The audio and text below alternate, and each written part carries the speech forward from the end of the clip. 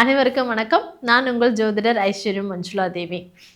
இப்போ நம்மளுடைய அஷ்டவர்க்க பரலை பயன்படுத்தி நம்மளுடைய வாழ்க்கையில திருமணம் எப்பொழுது நடக்கும் அப்படிங்கிறத நம்ம பார்க்க முடியுமா அப்படின்னா நிச்சயமாக முடியும். ஒருவருடைய ஜாதகத்தில் அவருடைய லக்கண பரலை விட 7ஆம் அதிபதி பரல் அதிக பரல் வாங்கியிருந்தது அப்படின்னா அவருடைய திருமணம் சிறப்பாக நடைபெறும். அப்போ அந்த திருமண காலம் எப்பொழுது அப்படிங்கிறதையும் அந்த திருமணம் நடக்கும் மாதம் எப்பொழுது என்பதையும் வருகின்ற அஷ்டவர்க்க பரல் பிரம்ம முகூர்த்த வகுப்பில் நடத்த உள்ளோம்.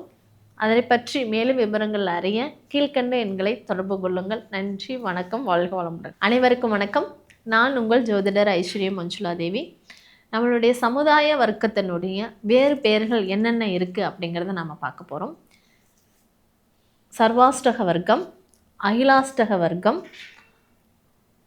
மகாஷ்டக வர்க்கம், சகலாஷ்டக வர்க்கம், பின்னாஷ்டக வர்க்கம் இப்படின்னு சொல்லிட்டு பல பெயர்களில் நம்மளுடைய சர்வாஷ்டக வர்க்கம் அழைக்கப்படுகின்றது.